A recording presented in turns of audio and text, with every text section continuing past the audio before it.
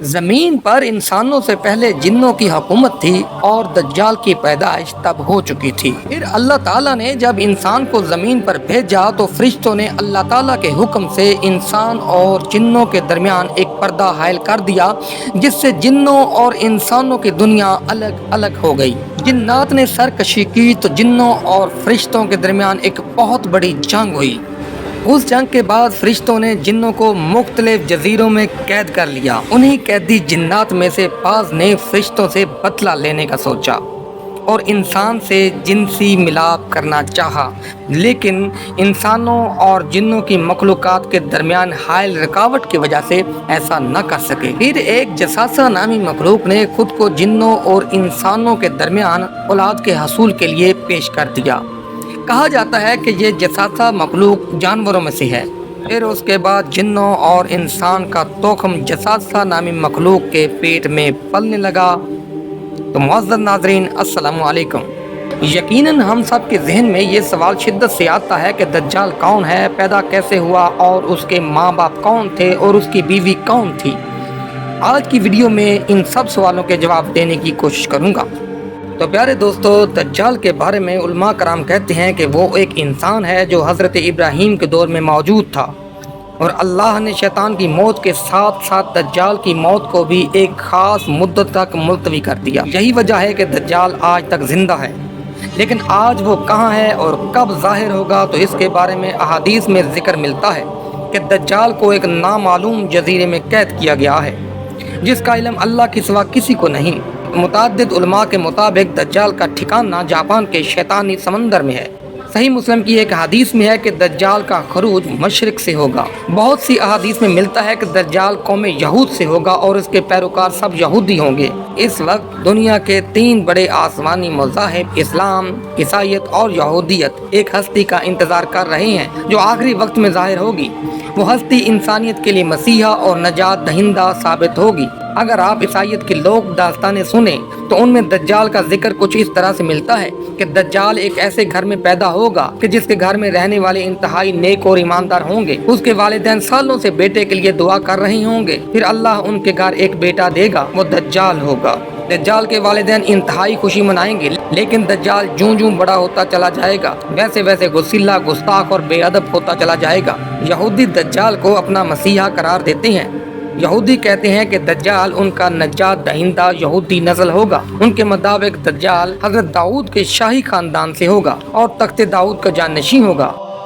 یوں تو دجال ایک گوشت پوشت کا عام انسان ہوگا، بالکل عام انسانوں کی طرح پرورش پائے گا، لیکن وہ پر اسرار طاقتوں کا حامل ہوگا۔ یہودی علماء کے مطابق وقت مقررہ سے پہلے خود دجال کو بھی علم نہیں ہوگا کہ وہ یہودی قوم کا نجات دہندہ ہے اور اللہ کا منتخب کردہ ہے۔ خدا اس کی آمد کے وقت اس کو اس کا مقام بتا دے گا، تب وہ یہودی قوم کا نجات دہندہ بن کر انتہائی حیرت انگیز قوتوں کا حامل بن کر سامنے آئے گا۔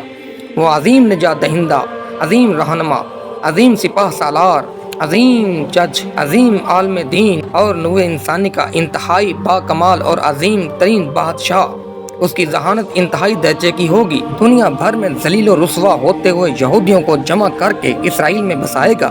یہودیوں کے مطابق دجال مسجد اقصی کو شہید کر کے وہاں ہیکل سلیمانی تعمیر کرے گا۔ دجال غیر یہودیوں کے خلاف ایک خون ریز خوفناک جنگ کرے گا اور سارے غیر یہودیوں کو ہلاک کر دے گا، اور پھر حضرت داؤد کی سلطنت شان و شوکت کے ساتھ چلائے گا۔ اسرائیل کی سلطنت کی سرحدیں عراق کے دریائے فرات سے مصر کے دریائے نیل تک پھیلی ہوں گی۔ پھر وہ تمام یہودیوں کو اپنی بنائی ہوئی شریعت کے مطابق چلائے گا۔ یہودی علماء کے مطابق خدا نے دنیا کی بادشاہت صرف اور صرف حضرت داؤد کی نسل کے لیے یعنی یہودیوں کے لیے مخصوص کر رکھی ہے، لہذا ان کا جاننا ہے کہ دجال ایک عظیم پیغمبر ہوگا، لیکن حضرت موسیٰ سے کم عظیم ہوگا۔ یہودیوں کے مطابق حضرت موسیٰ جیسا عظیم کوئی پیغمبر نہیں ہو سکتا۔ یہودیوں کا ماننا ہے کہ ساری دنیا دجال کی عقل و ذہانت کی وجہ سے اسے بادشاہ تسلیم کر لے گی اور دنیا میں سارے مذاہب ختم ہو جائیں گے، صرف یہودیت ہی باقی بچے گی۔ गैर यहूदी चूँकि कभी यहूदी नहीं बनेंगे और ना ही उनको यहूदी मजहब इख्तियार करने दिया जाएगा, वो सब के सब हलाक कर दिए जाएंगे। यहूदी उलमा के मुताबिक दज्जाल इंतहाई खूबसूरत और पुरकशिश नौजवान होगा। ये वो अकीदा है जो यहूदी दज्जाल के बारे में रखते हैं।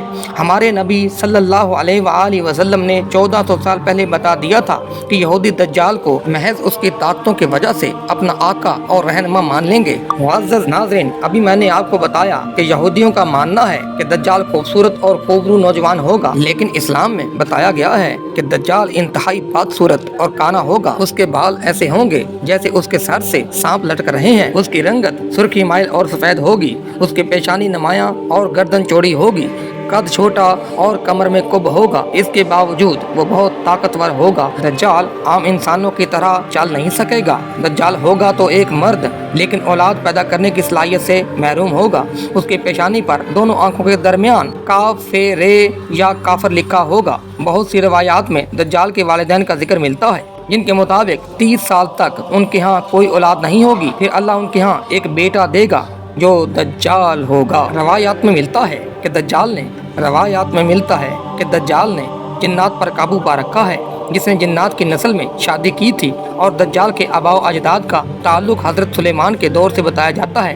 वो कहते हैं कि हज़रत सुलेमान के दौर में जब जिन्नात को कैद किया गया था तो दज्जाल के बीवी और उसके आबाओ अजदाद भी उसमें शामिल थे। इन सारी रवायात के बावजूद दज्जाल की पैदाइश और उसके वालिदैन का होना या ना होना एक ऐसा मुअम्मा है जिसके बारे में कोई भी कुछ वसूख से कह नहीं सकता।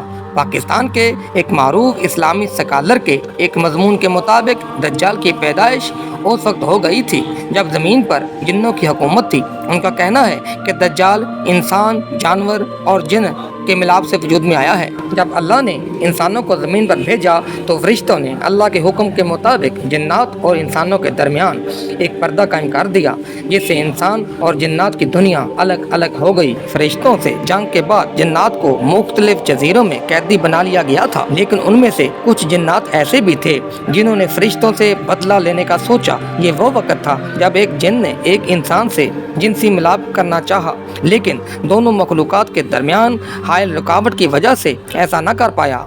इसी दौरान एक जसासा नामी मखलूक ने, जो किसी जानवर की नस्ल से थी, दोनों के दरमियान खुद को औलाद के हसूल के लिए पेश कर दिया और इस तरह इंसान और जिन दोनों का तुख्म जसासा के पेट में पलने लगा और इस तरह एक तीसरी मखलूक पैदा हुई जिसे दज्जाल कहा जाता है। फिर फरिश्तों ने दज्जाल को जंजीरों से बांध दिया ताकि दुनिया दज्जाल के शर से महफूज रहे। दज्जाल एक किस्म की अनोखी मखलूक है जिसको जसासा के जरिए तमाम खबरें मिलती रहती हैं, क्योंकि जसासा एक ऐसी मखलूक है जो ज़मीन और समंदर और तमाम जगहों पर रह सकती है। मुअज़्ज़ज़ नाज़रीन, उम्मीद है आपको वीडियो पसंद आई होगी। आज की वीडियो में सिर्फ इतना ही। मिलते हैं अगली वीडियो में, लेकिन उससे पहले अगर वीडियो आपको पसंद आई है तो मेरी इस वीडियो को लाइक ज़रूर करें, अपने दोस्तों से शेयर करें और चैनल को भी सब्सक्राइब करें। अल्लाह हाफिज़।